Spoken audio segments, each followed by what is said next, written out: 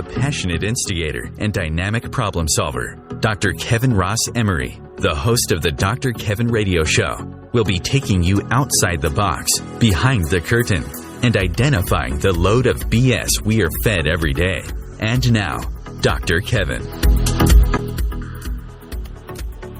Hello, hello, hello, and welcome to the confusing month of August here on the Dr. Kevin Show. Confusing for so many reasons, but we're glad that you're here to be along the way for the ride. Last week we ended up having a replay happen. For those of you who tuned in, I'm sure they picked a good replay, because I had to back out, and then Matt was going to do it by himself, and then he needed to back out. And then he's joining us this week for our first Monday of the month, first Thursday of the month show on the second Thursday of the month, because the woman who was supposed to be our guest for the second Thursday of the month tested positive for COVID. So if you didn't get caught up on all the stuff out there and are wondering where our guest is Matt, and he's here a week late, 3 weeks early, but he's here. And we send our love and care and support to our poor scheduled guest who is now struggling with COVID. Matt, see what I mean about a confungal month? A what month? Confungal. Confungal? Confusing. Confungal. That sounds like something I would look up on urbandictionary.com and then find it means something horrifying that I didn't want to know existed. Something that's all confungled, all messed up, all askew, confused. You know, it's a. So you look it up on Urban Dictionary on break and come back and tell me what the definition is. But confungled.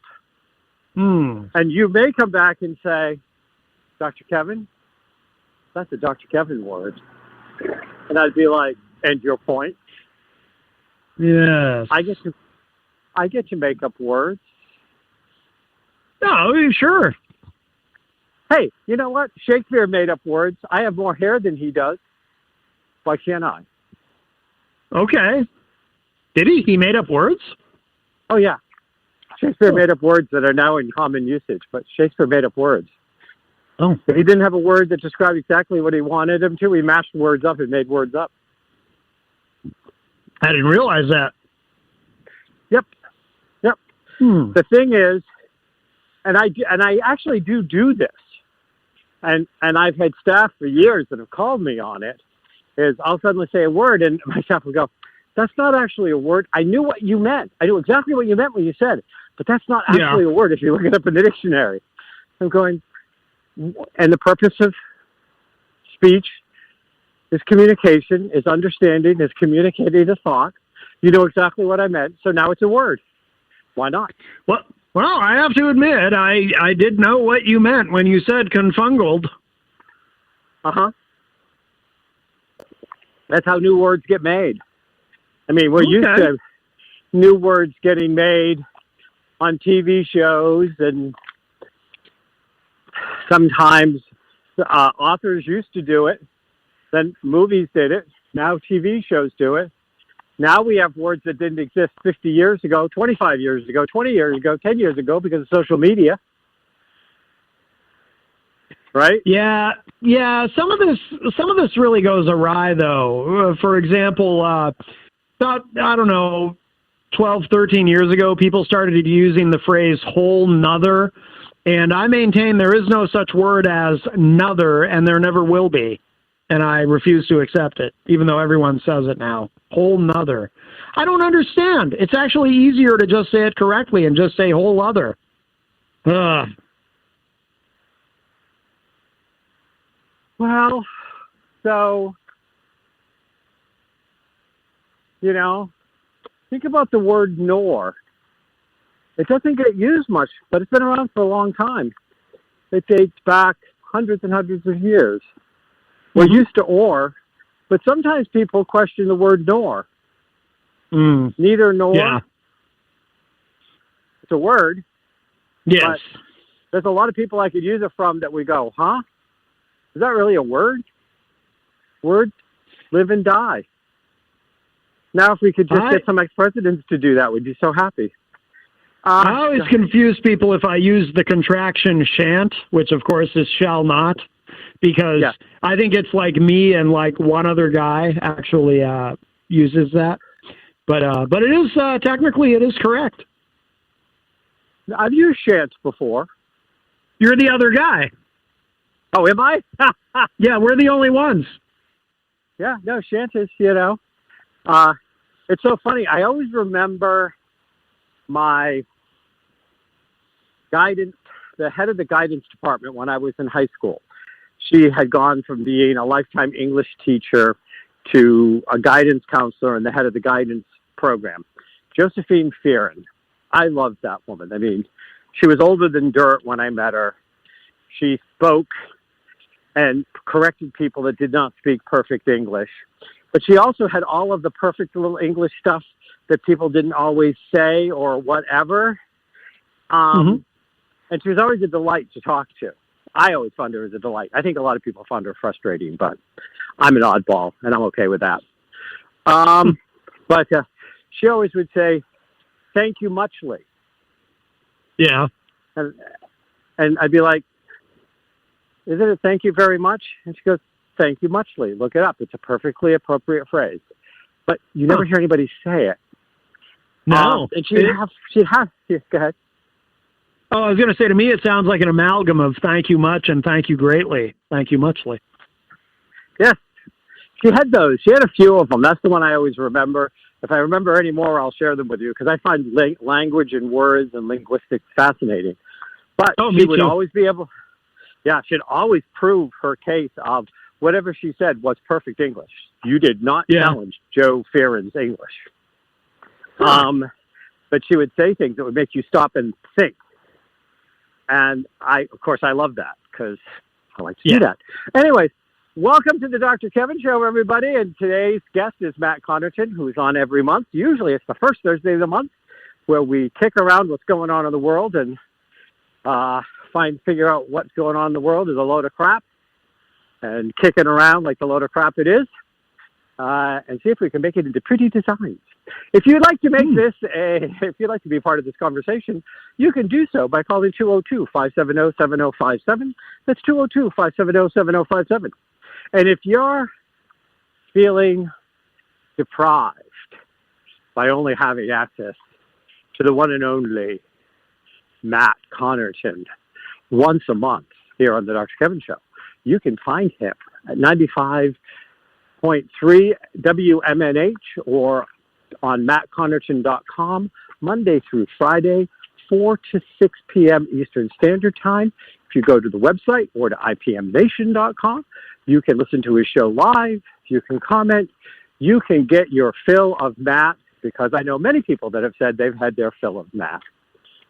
Right, Matt? I've been told variations of that, sure. Well, you've also been told that you're full of it, but I think that had a different meaning to it. Yes. Yes. So anyway, I have to ask you this question before we jump into all of the world issues, because like I announced at the beginning of the show, the woman that was supposed to be on tonight actually is not on because she tested positive for COVID. And so we're going to send her our love and prayers. And we're also going to be sending love and prayers to a mutual friend of ours, my regular co-host, Lori Powers Otto, who is on an indefinite leave of absence here on the Dr. Kevin show, as she is having some trials and tribulations right now, and we want to just send her our love and prayers. I love Lori, as I know you do, and we're just all here sending our support and reminding her that we are her family and we're here for her when she needs us. So yeah, absolutely. Yeah. And I have to ask you, we're getting it all off at the beginning of the show. Do you remember Sue and Aaron Singleton? The Way to Balance. They used to come do a lot of my shows. Them and I did shows going back. They had a healing practice in Haverhill, Mass. There were some, I can't remember where they were before Haverhill. It might have been in Portsmouth, but they were in the Portsmouth area, I think. They created their own healing system. They were on my show a few times, and they did. I'm sure you probably crossed paths with them, but does it ring any bells? I'm sure I met them, but no, I can't quite place them. Okay. He was a man of color. She was a beautiful, big, smiley redhead, big, like one of these people that was always smiling and laughing. And she'd come from a background of banking, and then had some life-threatening health issues. Had to have been 30 years ago, and left banking and discovered alternative health and fixed all of her stuff through alternative health and healing, and then went on to run a very successful healing practice called The Way to Balance. And so I've known Sue and Aaron since the early 90s. And really great people. Like I said, they've done some of my shows and stuff. She passed of COVID yesterday. Oh, no. And I have to think that, though she had years and years ago beat a terminal thing with the health, with all of the health work and stuff that she did, she was like in her late 20s, early 30s. And I don't have all the details, but I did see that they thought she was getting better, and then they suddenly had to put her on a ventilator, and then she was gone. So I want to send out love to all of her family and her Aaron, and,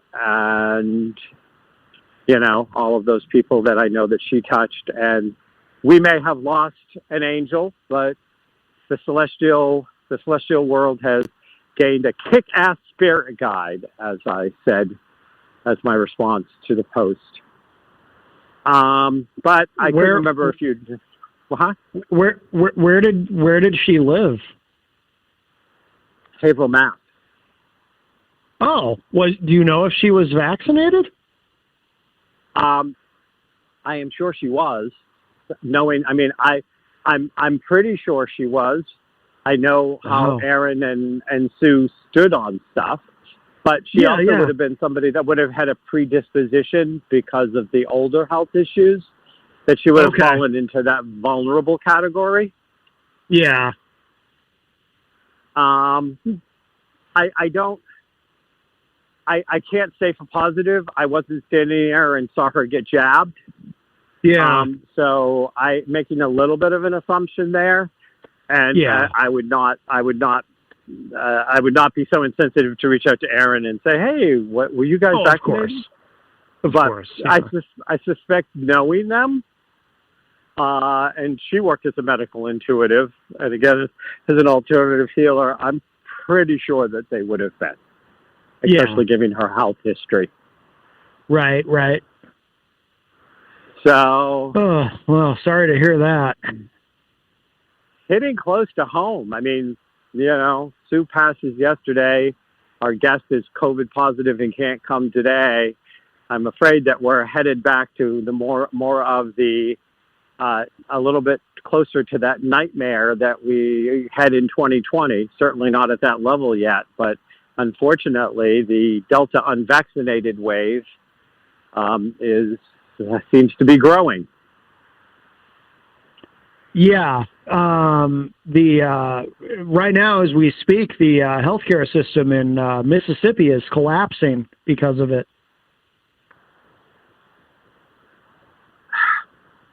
Well, it's yeah, I've been yelling about that quite a bit on my show lately. We have all the tools we need to put down this virus once and for all, but we can't do it. We can do it, but we won't do it. We live in the United States of anti-science. So frustrating. Yeah. And, and it is very frustrating. And, I think it was Abbott, not DeSantis, because, right now I'm confusing the two. I wonder why. But I'm pretty sure it was Abbott who, as he was berating the White House and the feds for, trying to lay down federal policy, and he's doing mandates that are making it illegal to require masks. Yeah. I mean, like Florida, doing the same thing, that, they just had to ship a whole bunch of ventilators to Texas.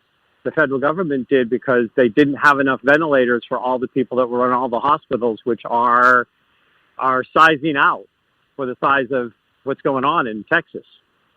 Yeah. And so as he's saying he doesn't want any help from the Fed, somebody goes, well, what about all those ventilators they just sent your hospitals because they needed them? What are you talking about? He didn't even know. Oh, he didn't even know that was DeSantis in Florida. That was DeSantis. Was it DeSantis? Couldn't remember. Thank you for correcting me. Yeah. Idiot one and idiot two. Yeah. Yeah. It is. From that standpoint, it is scary times. So speaking about your show, and what other have been your favorite topics of discussion these days? You're the one that informs us about what's going on in the world here on the Dr. Kevin Show, because I'm so uninformed. So tell us, Matt. No, you're not. But no, today we spent a lot of time on Afghanistan. Really, the full first hour of my show was all on Afghanistan and how, I voted for Biden, and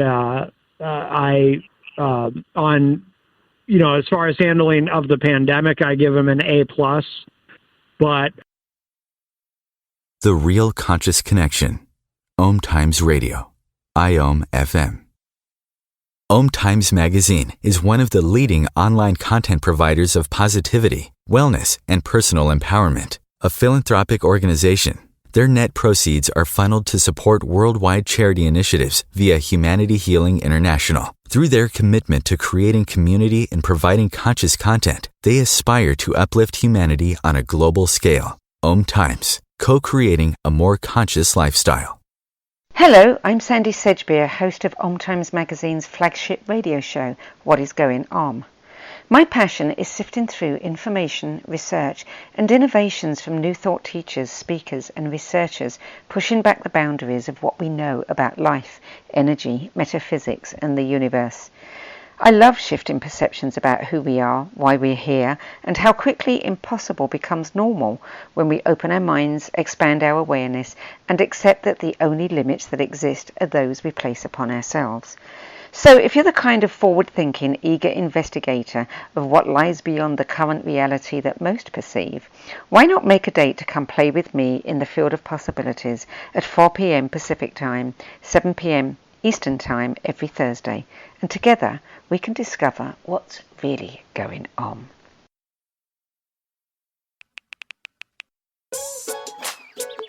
Worried about your friend but don't know how to reach out? You could say how are you or get a fake tattoo. You could ask with an app if it works for you. You could chat with them in VR. It's so good. If you think you should check in, yeah, you should. Whatever gets you talking. Reach out to a friend about their mental health. Whatever gets you talking. Learn how you can help at seizetheawkward.org.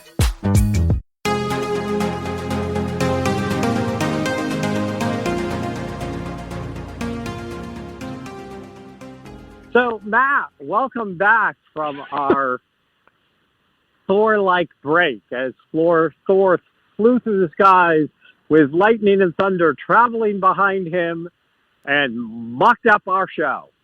I'm going to slap him. I'm going to bitch slap him. Anyway, so you were talking about the big conversation with Afghanistan. This month has been, what was the word? Confungled? Kafungled. Kafungled? Kafungled. Yeah, no, okay, so you were asking me earlier what have been the big subjects on my show, And I was talking about how today we spent a good chunk of the show, actually the entire first hour and a bit of the second hour, talking about Afghanistan. A lot of news unfolding today about, we've got, I think 3,000 was the number, 3,000 Marines now going in to secure the embassy in Kabul and to potentially have to drive the Taliban out of there and to secure the safety of everybody in the embassy and hopefully get those people out. They're advising that Americans leave Afghanistan. And I'm very frustrated that the Biden administration, in my view, has really blown this. And I see parallels to the way the Trump administration handled our withdrawal from Syria, because, I always say, because I agreed with us getting out of Syria, just like I agree with us getting out of Afghanistan, but I always say, just because you have a good idea, you could have a good idea, you could have a great idea, you could have the greatest idea anyone's ever thought of, but if you take that idea and you choose to execute it as clumsily and as ham-fistedly as possible, then, and it gets completely bungled, then your great idea doesn't seem so great. And that's what I feel is happening here. I think they rushed it. I think they needed to take their time. There's no excuse for bungling this because, the Biden administration comes in. They've got a much more competent foreign policy team. The adults are back in charge. The adults are in the room. They should have known. They should have been able to predict what was going to happen. And, nothing is perfect, but I think that all of this should have been foreseeable, and there should have been much more focus on getting out, not only getting our people out safely, but also, a couple of weeks ago on the show, I was talking about these translators that are native to Afghanistan that were working for and helping us, helping the American military there. Some of these translators working for us for almost the entire time that we've been there, the whole 2 decades. And, and they just kind of got hung out to dry. Some of them having to flee the country with their families because they were convinced that the Taliban was going to come and murder them. And just some of the harrowing stories that these families have been through. And, none of that should have happened. I guess they were given a process where they could apply for citizenship in the United States. They just had to be able to fill out all of this paperwork and then get it to the right person. And it's just such BS. These people should have been rounded up and put on a plane and brought to the United States where they're safe. And then we'll figure out the paperwork later. But I just feel that the administration has really botched this, and it's incredibly heartbreaking. I do not disagree that it's incredibly heartbreaking. I do think no matter when we went out, that the Taliban would be lying in wait, and there are catastrophes we could have avoided, and those are the heartbreaking ones, and there are catastrophes that were unavoidable.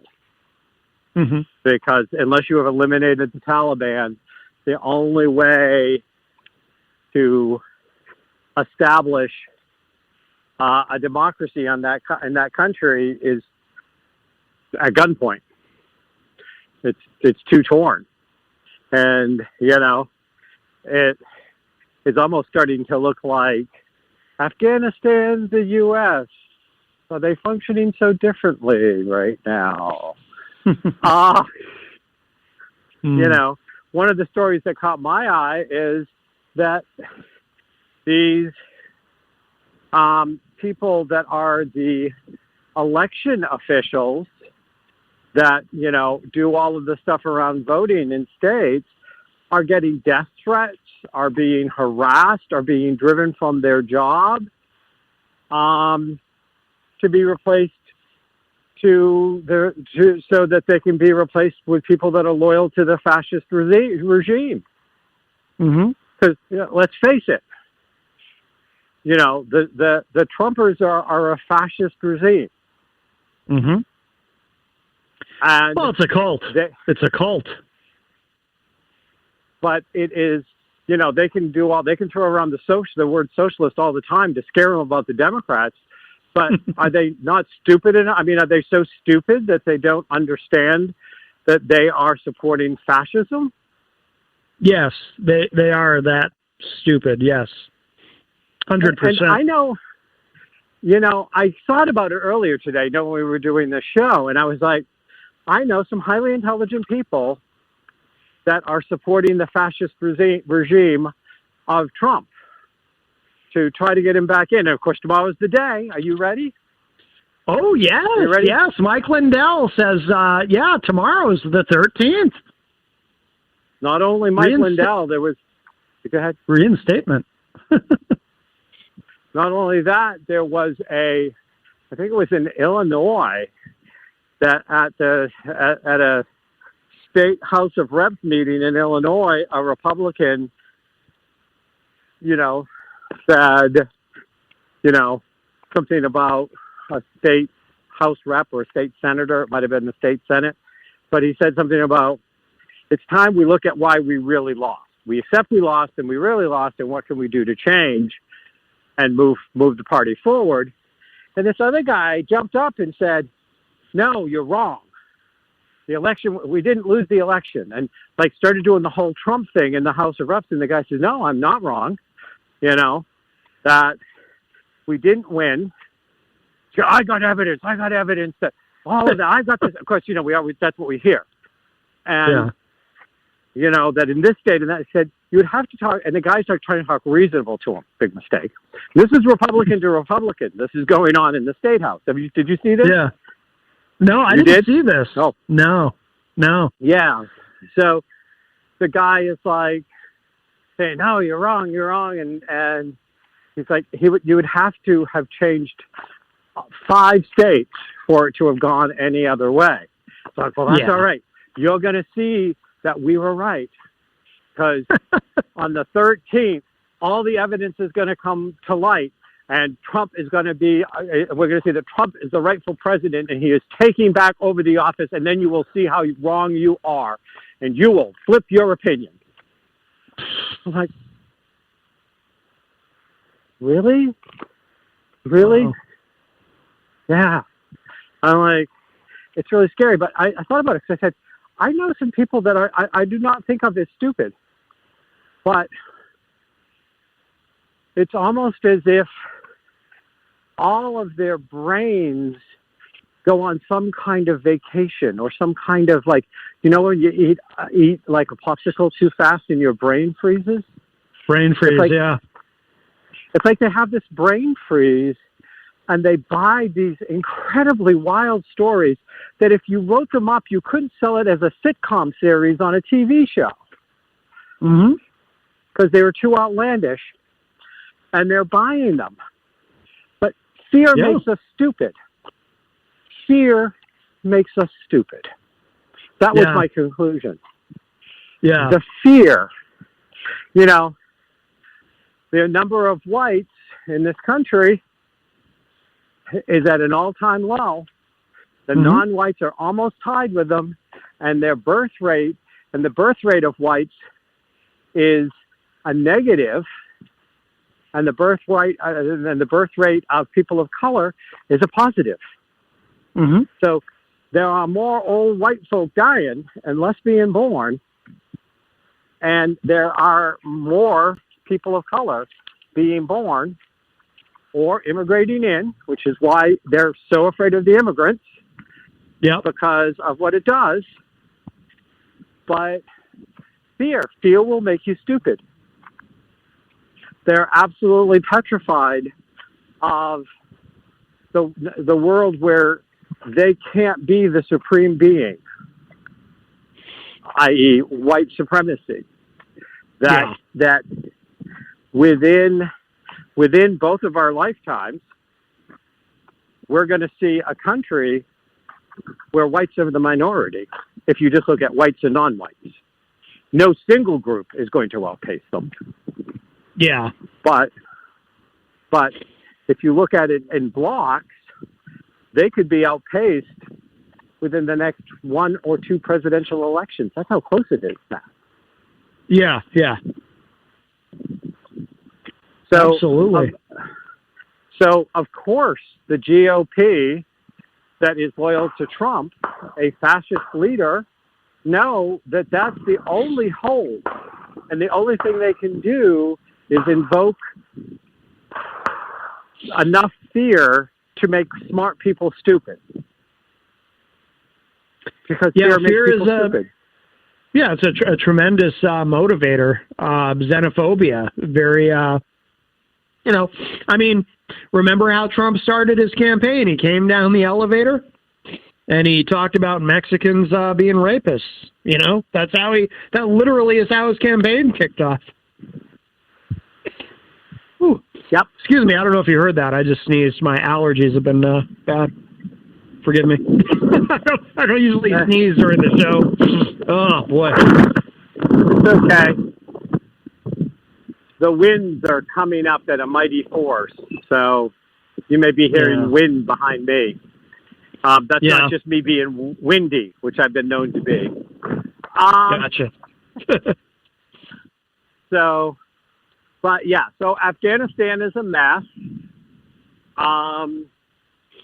And what else has been, what do you think? Are they finding anything that's going to make any difference in this committee they're doing? What is it? The Wyoming Republicans have not disbarred, but have basically declared that they no longer recognize Liz Cheney as a Republican. Oh yeah, her political career is over. I have no doubt. She's going to be primaried by whoever Trump backs against her in the primary, and that'll be it. She's very conservative. I probably don't agree with her on much, but I have respect and even admiration for her for standing up to the party for what's right and for the truth. She could have finessed it if she wanted to, and she didn't. I really believe if she had told Kevin McCarthy, look, going forward, when they had their meeting, if she had said to him, look, going forward, I'm not going to take back anything that I said, but if I'm asked about it by anyone in the media, I'll just say, look, I've already said what I want to say about it, and I just want to look forward. I don't want to talk about the former president. I just want to move forward at this point. She could have done that, and McCarthy probably would have been amenable to that, and she'd still be in leadership. So I think she could have finessed it and moved on from it, but she didn't do that. Instead, she said, no, I'm going to continue to speak out for the truth. And I'm not going to be quiet. And I say good for her, great for her. I really respect her for that. So I don't know enough about Wyoming we're coming on to our break. I don't know which break it is, but it's a break here at the Dr. Kevin Show. We'll be right back with Matt Connarton and what load of crap is going on in the world now.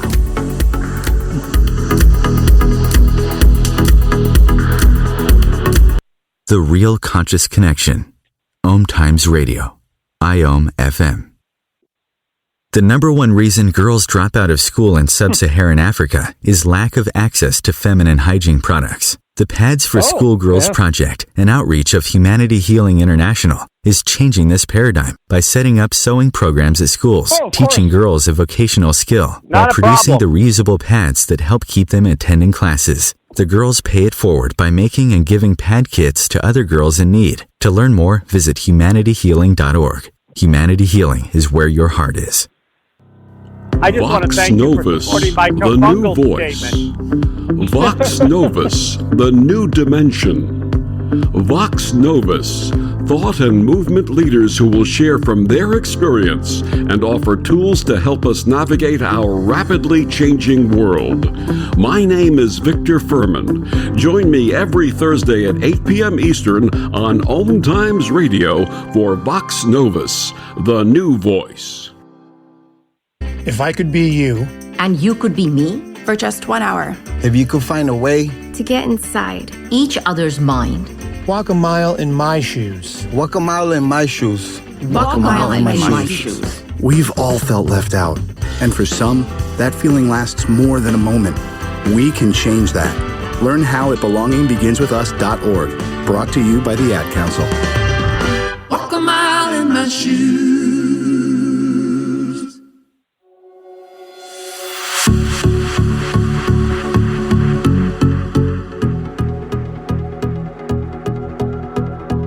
Hello, hello, hello, and welcome back to the last segment of the Dr. Kevin Show here on OMTimes. If you'd like to be part of this fungal conversation, you may do so by calling in at 202-570-7057. That's 202-570-7057. So one of the other things we were discussing before and got lost after the first break was also the geopolitical significance of the world is moving away from fossil fuels, whether it wants to or not. It is. It's going to change some of the geopolitical landscape, where things are going to resettle because the Middle East is not going to have its hands around so many countries' throats because of its great oil reserves. It could also change some of the geopolitical of this country, which is one of the reasons why there is so much hard fighting to keep engaging in stupid self-abusive behavior, because as you love to say, Matt, follow the money. Mm-hmm. And there is a lot of politicians that get a lot of money from people that are involved in the fossil fuel industry. But that is shifting. It's going to have to shift. So have you discussed on any of your shows either the world or country geopolitical shifts because of these shifts, or you think they're so far in the future they're not even worth talking about yet? We haven't really talked about that much specifically, to tell you the truth. It's frustrating to see how slowly, though, I mean, these shifts happen because, we appear to be at a real crisis point as far as the climate. But, I mean, there is some progress as far as electric cars. Biden is really pushing the electric cars. But we're not getting there quick enough. There's really, climatologists are really beginning to sound the alarm now more than ever on the climate. And, we need to hurry up and make a transition to green energy, or it's going to be too late if it's not too late already. It's very discouraging. Yeah, well, I think Biden, with all of the opposition that he has from so many places and so many fires he had to put out, and you have to look at the mess that he inherited, I have to say I think that he's probably doing as good a job as he can to try to promote this stuff. I mean, he is pushing. He's pushing things, and he's clearly made it clear. But, even though Mitch Baby did vote for this first Senate bill, after he said that his only goal was to oppose anything that the Biden administration did until they could get back in power, which in of itself, I think, should be an impeachable statement. Yeah. Well, I mean, it's consistent, right? I mean, when Obama became president, Mitch said right out of the gate that, it was going to be his priority to make sure that Barack Obama was a one-term president. That was the big plan. Failed at that, but, that was the plan. Yeah. But to openly state, my job is not about what's good for the country. It's not about representing the people. It's only about sticking it to the opposition party. I'm serious when I go, I think that should be an impeachable statement. That's basically saying I'm not going to do the job I was paid for. Right. I will say something nice about Mitch McConnell, though, and this doesn't happen often, but he's actually been taking out ads in his home state of Kentucky trying to implore his constituents to get vaccinated. McConnell apparently had not COVID. He had polio when he was a kid. So he gets it as a polio survivor. He understands the importance of vaccines, and he's been actually paying for, of course he has the money. He's very rich, but he and his wife, Elaine Chao, but, he's been paying for advertising and a big ad blitz in Kentucky trying to get people to get vaccinated. So I think that's a good thing at least. So I'll say something nice about Mitch. Cocaine Mitch, as Don Blankenship called him. Yeah. Well, I heard that it actually came out of his war chest for his campaign. Was how it was getting paid for. He's paying for it. He's authorizing it. Yeah. But he's doing it as already his kind of setup to try to make sure that the state keeps all of the Republicans that are up for real. Because one of their, Paul is up for re-election, right? Is it Rand Paul up for re-election? Yeah, and he's the other senator from Kentucky? Oh, yeah. I'm not sure now when his term is up. Boy, there's a guy I've lost so much respect for over the past 4 years at least. Jeez. Oh, yeah. What did you think about that little, we forgot to report that and lost money, but that doesn't make any difference. They still did basically a version of insider trading. That whole thing of his wife buying Remdesivir stock. Oh, Remdesivir, yeah. Remdesivir, and then did not report that they bought it for 16 months. You didn't see all that going down? I remember seeing something about it, yeah. It only broke in the last couple of days. Yeah, yeah.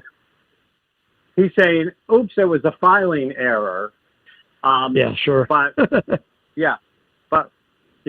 the funny thing was they lost money on it because it was the first approved drug, and it went up, and then it turned out to be such a failure, it crashed. So they ended up losing money, which somehow breaks out into since we lost money, you shouldn't care anyways. Defense of it. Of course. I don't think that's how the law is written. I think you can't use the information you have as a member of Congress to purchase something that is not known out in the, to buy stock because of insider information because of your role as a senator. I think that's just illegal. Yeah. It should be. It is. It is. Yeah. It's a kind of insider trading. But anyways, so what do you think? Is the committee finding anything interesting? I mean, I don't think they're finding anything that surprises anybody. Do you? The one investigating the Trump shenanigans with the Department of Justice and the January 6th thing. That led us into the Liz Cheney conversation. I can't remember which committee that is. But are they doing anything, or is it just going to be a waste of taxpayer money? What do you think? No, I think it will. I think it puts a lot of pressure on these Republicans. Even if nothing solid comes out of it, at least it reminds people that, because you have Republicans who are trying to spin it as, it was just a regular tourist visit. So it really kind of keeps the spotlight on what actually happened that day. So even if nothing of consequence comes out of it, at least there's that. At least it's reminding people of what did actually happen on that day. And I think that's important. You can't let the Republicans get away with whitewashing it. You've got to keep the truth in front of people. So I think that's important, but we'll see what else comes out of it. I'd like to see people like Mark Meadows testify, for example, and I'd like to, I would not be completely shocked if we find out that certain individuals like Marjorie Taylor Greene, for example, were actually somehow involved and coordinating with these people about January 6th. I mean, I'm not saying I think that that's the case, but it won't be entirely shocking to me. So I think it's important to do this. And I hope that some substantive things come out of it. But if nothing else, at least, hopefully it helps to preserve the truth of what happened that day and not this whitewashed BS version of it that some Republicans want us to believe.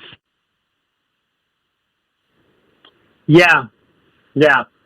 Well, there's one of them that was trying to sell that really got it rammed down their throat when they were on some show, and it was a Fox show.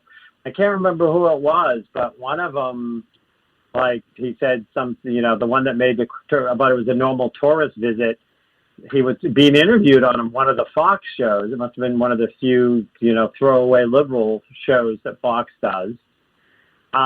And they played footage and they rammed it right back down his throat. I saw a clip of it. I was like, yes. Ram it down his throat. Was it Fox News Sunday with Chris Wallace? Probably. Yeah. I think that sounds right. Yeah. That makes sense. So I don't know the demographics of Wyoming. I don't know. I'm sure it's probably pretty conservative, pretty Republican.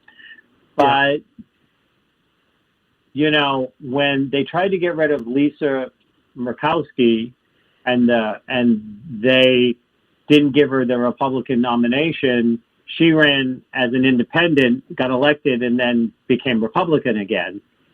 Mm-hmm. Do you think Liz Cheney might be able to pull the same thing off in Wyoming? Do you think that the actual people of Wyoming might be more loyal to her than the party, especially with all of this additional stuff? Nope. No. I because it's such a cult that I'm sure that Republicans in Wyoming are very deeply disappointed with her for speaking out against their messiah, Donald Trump. So no, I don't think she could pull that off. I mean, Lisa Murkowski, when she did that in Alaska, when she got primaried by a Tea Party candidate.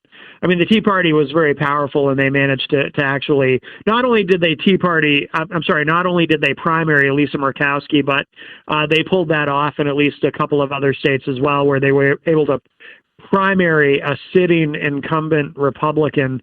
But no, this is a different scenario. This is because, the Tea Party wing of the Republican Party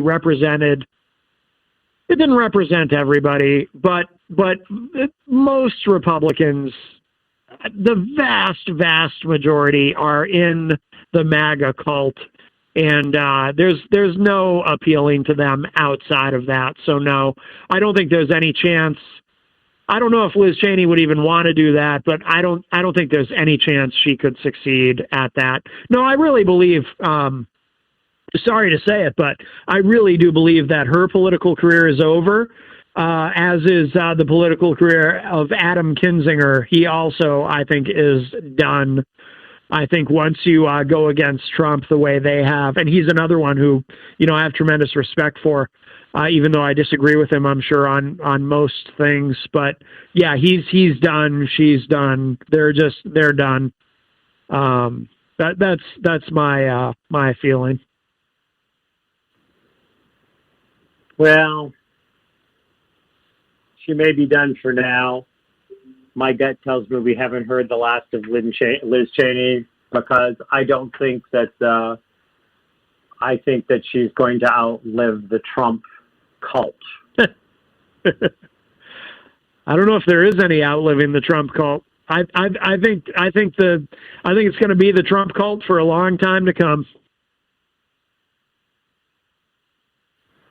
Are we going to see a third party out of this then? An actual third party? No, I think this is just what the Republican Party is now. I don't think there's enough Republicans who dislike Trump to want to start a third party. I just don't see it. I mean, there's a few here and there, but I always say most Republicans I know don't like Trump. Most Republicans I know are deeply, deeply in love with Trump. And I don't think there's any separating the two. It's his party now. And I don't think there's enough anti-Trump people to want to start a third party. I think it's a cult, and that's. I mean, I believe Trump is the presumptive nominee in 2024. I believe he's almost certainly running, and I believe he will be the nominee in 2024. I mean, there's a real, not to bum anybody out, but I think there is a genuine risk that he could have another term as president. I think he'll be the nominee in 2024, and we'll see a rematch of him versus Biden, or perhaps him versus Kamala. And he may, I mean, God forbid this, but it's possible he could be the president again in 2024. It is possible, but it's his party, and no one's going to be able to take it away from him. So, before we end the show, anything else that you think that's been going on that's politically interesting that we should look at? Oh, boy. I don't know. There's always a million things, so it's hard to pick something.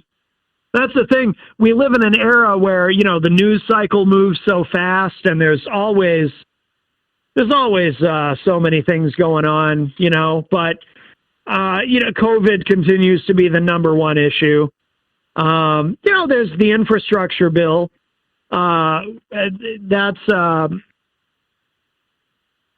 That's important. And of course, there's always talk about ending the filibuster because that's the only way we can secure voting rights at a federal level. That continues to be a big concern. But I hear the music. I hear the music. Matt, I will talk to you in September. You have a good rest of August. Absolutely. Thank you. You too. Thanks, everybody. Bye. Next week, join us for